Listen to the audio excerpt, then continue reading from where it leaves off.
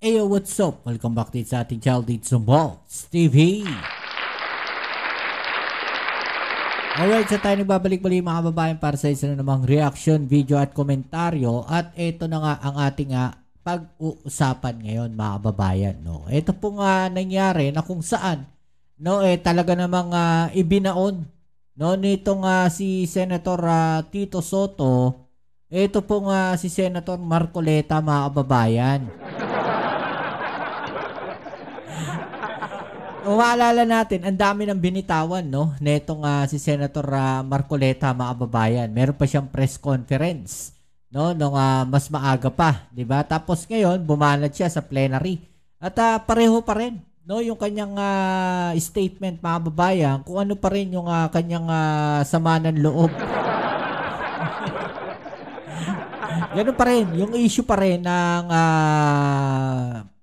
paglalagay sa Witness Protection Program netong mag-asawang Diskaya mga kababayan. Yun pa rin yung issue. At saka yung mga di umano'y statement netong si Senator Tito Soto na di umano parang patama, parang patama daw sa kanya mga kababayan. Okay, so yan ang ating alamin ngayon at pag-uusapan. Pero syempre bago ang lahat, please don't forget to subscribe at pakilike naman po ang ating video ngayon. Okay, so panoorin natin mga kababayan kung paano ano ba masasabi natin? Paanong nilampaso ni Senator Tito Soto itong si Marcoleta, Kasi alam nyo sa totoo lang, napapansin ko kay Senator Marcoleta, ginagawa niya yung style niya sa Congress. Yung parang nang i-intimidate. Nang-i-intimidate siya. Parang ganun yung nakikita ko sa kanya. Dinadaan niya sa parang atake. Parang ganun, Yung mga ganyan mga strategy mga kababayan di ba? Pero nakakalimutan niya ata, mga kababayan, na baguhan lang siya sa Senado. Hindi po siya veterano dyan sa Senate, mga kababayan. Para mag-aasta na ganyan. Di ba? Ito ngayon, nilampaso po siya, mga kababayan. Okay, so umpisa natin dito sa video na to, mga kababayan. At makikita natin, may ipapakita pa ako sa inyo dito sa video na to. Okay, so ito yan. Wala po ako nabasa. Nakita ko na lang sa dyaryo, Mr. President. Mr. President, kailangan lang masagot yung manifestation ni Senator Kiko. For a while, Senator Marcoleta, you have not been recognized yet? Okay, so doon pa lang, basag na siya, kaya Senator Lacson. Di ba? Masyado siyang atribida, mga kababayan, Feeling niya, napakagaling niya talaga. Di ba? Di ba? Natameme. Nasupalpal. Tameme siya. Di ba? Kasi masyado siyang ma-entra mga kababayan. Sino ngayon? Leader. Yes, Mr. President, we'd like to recognize, well, he may be allowed, if with the permission of the Senate President, let him allow him to answer, or at least reply to the manifestation of Senator Kiko Pangilinan, and then after we'll recognize our Senate President for his interpellation. Thank you, Mr. President. Wait for a while. Diba? Nagmamadali na naman. Atat mga kababayan Atat si Marcoleta. Ewan ko kung bakit. Nagmamadali ito tao na ito. Senator Marcoleta is recognized. Thank you. Maalala po natin, Mr. President, na nung pangalawang hearing po ng Blue Ribbon Committee, doon po namin finload yung idea na kung nais po ng mga resource persons, particularly po yung mga 15 contractors na naimbita sa ating Blue Ribbon, kung gusto ninyo na magsalita kayo, come into the open, pinload po namin sa second hearing yon. Makakatulong po kayo sa Estado, lalong-lalo na po kung magbabanggit kayo ng mga taong alam ninyo na mas malaki kaysa sa inyo kung bakit nangyari ang matinding korupsyon sa ating bansa. So pinupload po natin yung idea na maaari silang mag-apply under the Witness Protection Program. Kaya po yung una nilang pananalita, nung sila ay wala pa po at hindi pa nakumbinsi siguro na lalabas, iba po yung kanilang testimony sigurado. Ngunit nung malaman nila na So, paano niya nalaman na iba yung testimony? Diba? Alam nyo ito honestly itong si Senator Marcoleta nakikita ko dito, medyo assuming siya mga babae. Mamaya, explain ko sa inyo no, kung paano siya naging assuming no, itong si Senator Marcoleta. Kagaya niyan, inassume niya no, na iba yung statement. What if hindi naman pala iba yung statement, pareho lang din naman pala. Diba? may pagkaseryoso naman po yung offer namin na kung makakatulong po kayo, magsabi na kayo ng totoo, baka po, sabi namin, yung criminal prosecution, madidispense na yon, pinaka most likely siguro, pagdating ng araw, civil liability na lang ang haharapin ninyo. Meron po akong paniwala na... So, parang ano siya, nagdesisyon kaagad siya, mga kababayan. Diba, mga kababayan? No? Parang sinabi niya kaagad, no? Lumabas kayo. No? Ito na lang yung haharapin ninyo. Diba? May offer siya eh.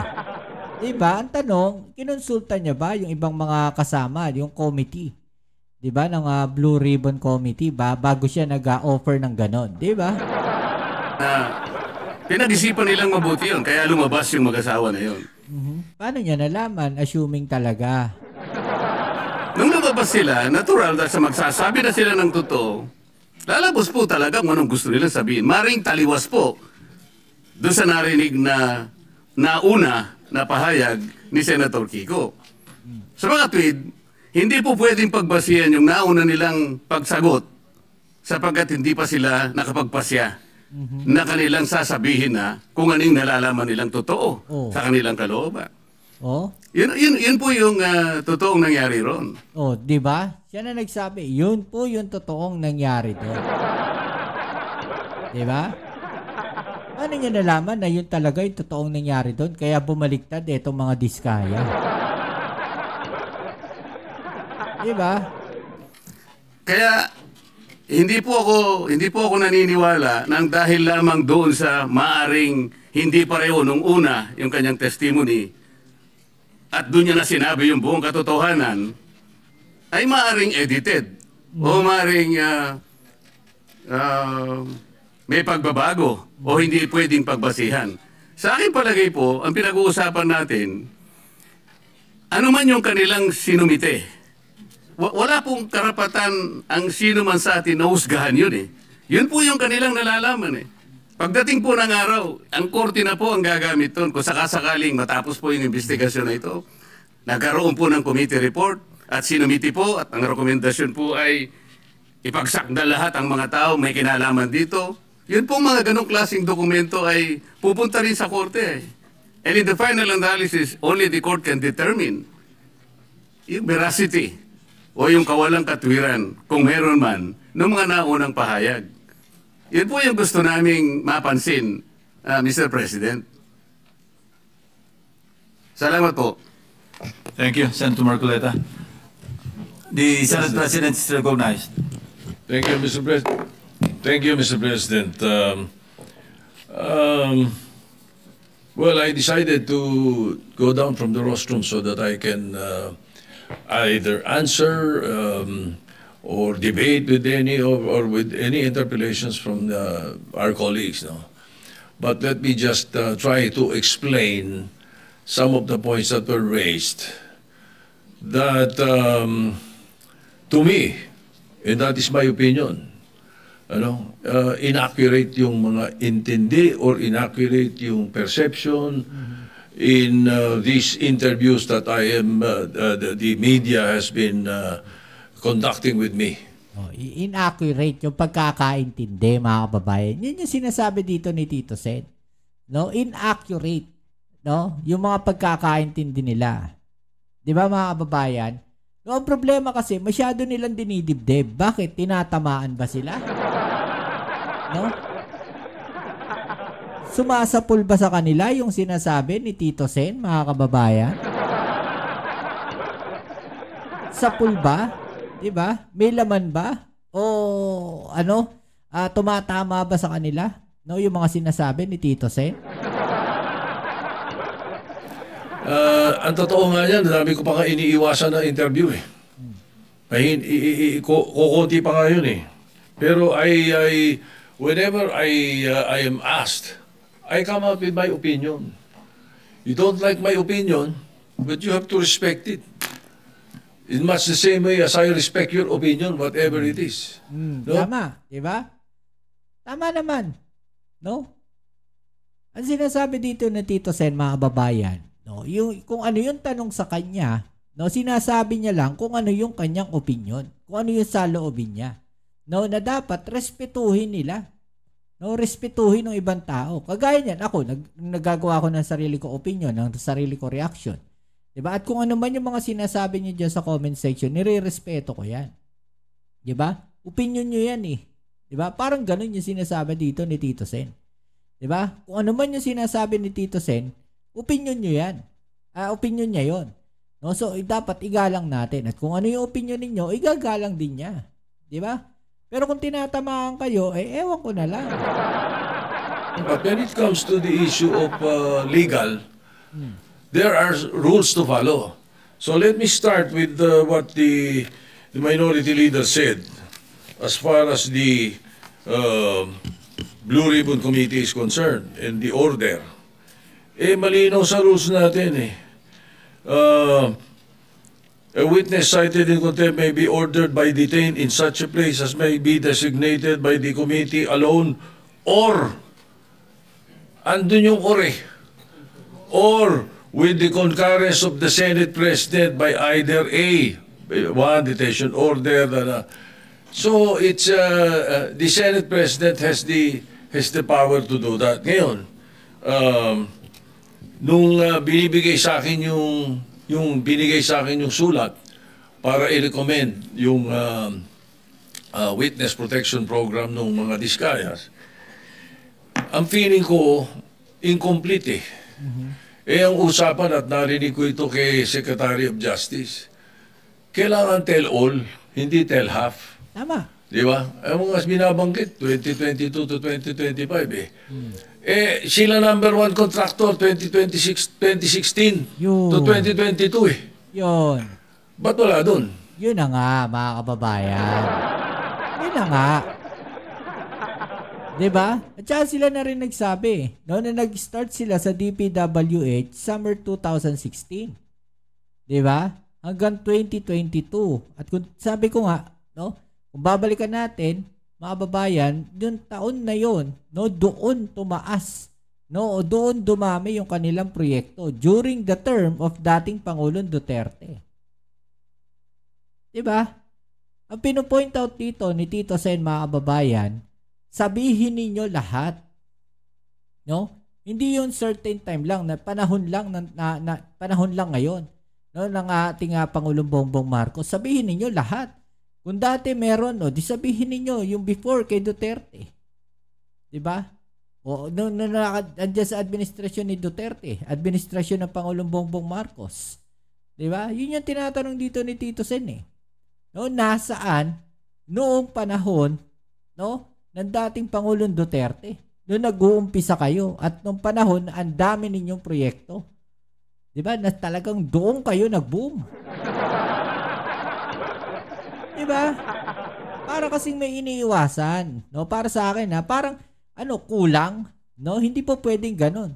No, kung magsasalita kayo, sabihin niyo talaga lahat. Lahat. Diba? Yun yung sinasabi dito ni Tito Sen, mga kababayan. Ewan ko bakit hindi maintindihan itong mga DDS. At the same time, bakit hindi rin maintindihan ni Senator Marcoleta? Diba? Bakit pumayag siya na yun lang panahon na yun? No, bakit pumayag siya na panahon lang ng Pangulong Bongbong Marcos? Bakit hindi kasama yung panahon ni Duterte? Diba? Ang kwento, di ba? So, you cannot blame me if I do not want to immediately do on. As far as the leadership the following day. All right, now let alone or andun yung or with the concurrence of the Senate President by either one detention order. So it's the Senate President has the power to do that. Ngayon, nung binibigay sa akin yung binigay sa akin yung sulat para i-recommend yung witness protection program ng mga Diskayas, ang feeling ko, incomplete eh. Eh, ang usapan at narinig ko ito kay Secretary of Justice. Eto na. Kailangan tell all, hindi Yeah. tell half. Diba? Di ba? Ang mga binabanggit, 2022 to 2025 eh. Eh, sila number one contractor, 2016 to 2022 eh. Diba? Ba't wala doon ang kwento? Di ba? So, you cannot blame me if I do not want to immediately do that. No? And then I know for a fact, as I said in the media, Diba? I know that there is a possibility that we will change the leadership the following day. All right. Now let me continue with some of the opinions that were aired. Well, of course, yung nabanggit kanina ni Senator De La Rosa, pasensya na, baka nabigla ako at nagamit ko yung salitang gimmick, ano? Pero it could had been a wrong word that I should not have used, no? Pwede kasing opinion yun, sapagkat yung public ang madalas kong marinig na sinagsasabi nun eh. Ano? Now, So medyo aware si Tito Sen, mga kababayan, no? Doon sa mga komento at reaksyon ng mga tao. Diba? Yun yung sinasabi dito ni Tito Sen. Yung public ang mga nagsasabi nun. as far as I'm concerned, there's nothing illegal or out of the rules that we have done. My opinion, as aired, kung hindi nyo nagustuhan, pagpasensya nyo ako. Kung hindi nyo nagustuhan yung mga sinabi ko, na opinion ko. Pero I never mentioned names.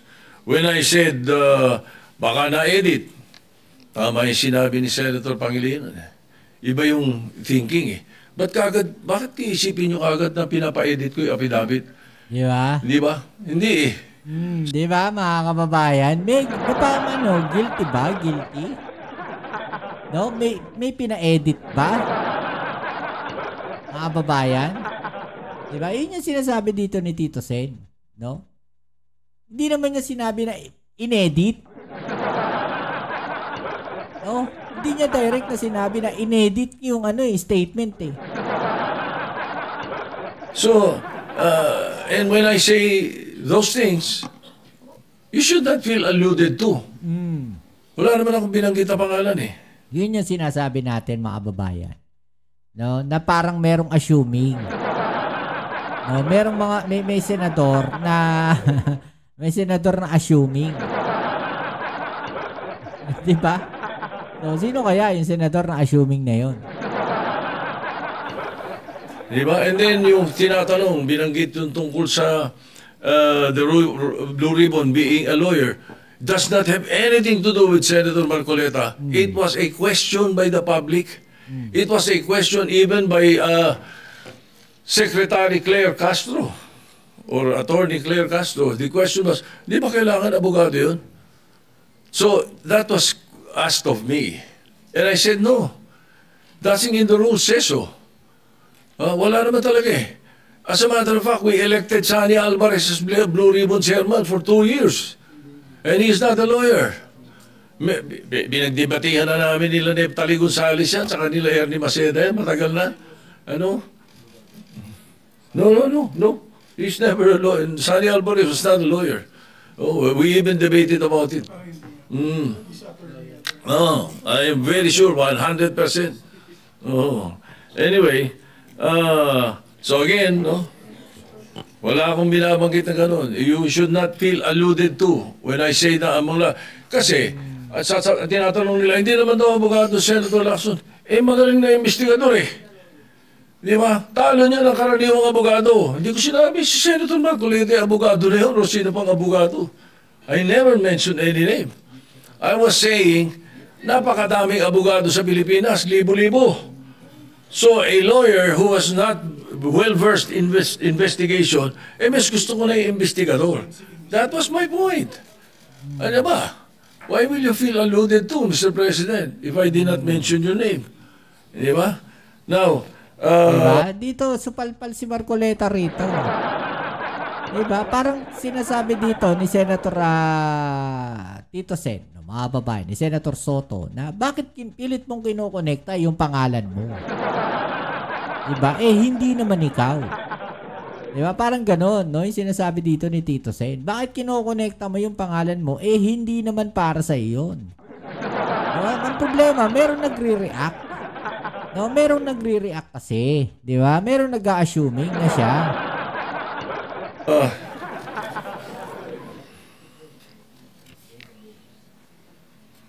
Again, as far as the rules are concerned, the Senate President has the power to order his transfer. Especially in this case, na I asked the chairman of the Blue Ribbon Committee after they sent a letter, and it was done in court. It was done in the RTC 112 this morning.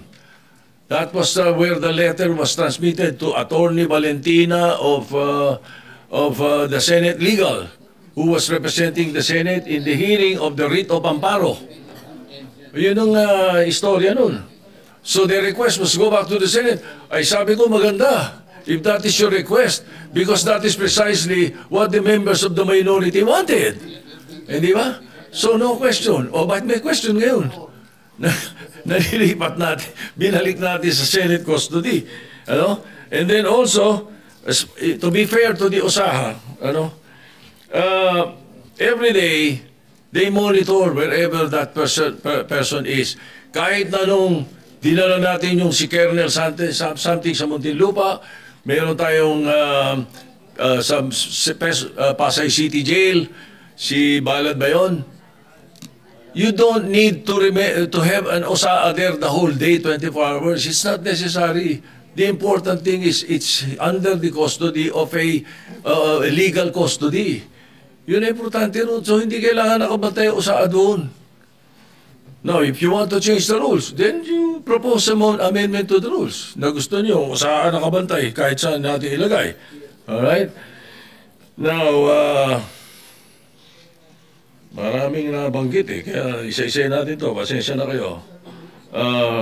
Ang Witness Protection Program, ang pagkakaalam ko, magkakaroon ng immunity from criminal prosecution. Yan yung sinasabi. So, kung natatakot sila sa kanilang security, billion-billion ang pera nila Ang dami nila pwedeng bayaran security guard Kahit diba? 1,000 security guard kaya nila Yan yung sinasabi ko mga kababayan kanina. Diba? Maraming pera yung mga yan. Bakit kailangan nila, Bakit kailangan nila na pumasok sa witness protection program para sa kanilang seguridad? Ang dami nilang pera.